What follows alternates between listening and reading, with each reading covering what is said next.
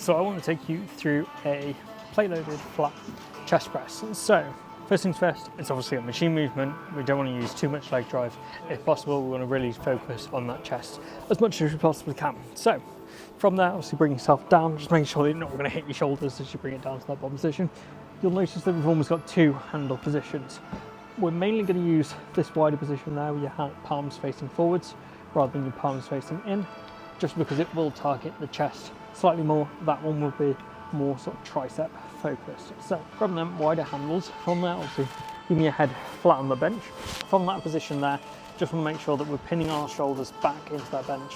They're not coming up in that top position, if you like. Make sure that you're keeping them depressed down. From there, what you want to do is focus on bringing them elbows down and out, keeping that tension through the chest as much as you possibly can. Feel the stretch across the chest at the bottom, and then big push up to a position. Key thing to note on this one, probably wouldn't lock out too much so that you're not, bringing the tension off your chest. You might as well keep a slight bend in the elbow, obviously not too much, but a little bit, just so we're not at a lockout.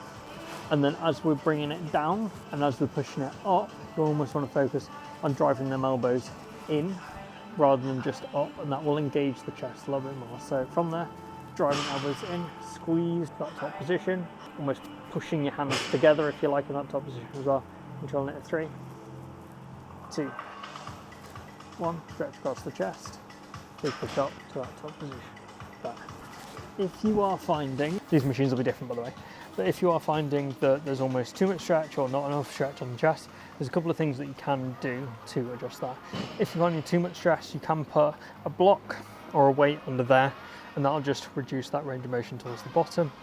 If you're finding that there's not enough, you can use blocks on the bench, but in most cases it's just going to be too much faff. We're better off switching out for something else. But if there's too much range of motion, just put a block or a weight underneath that position there.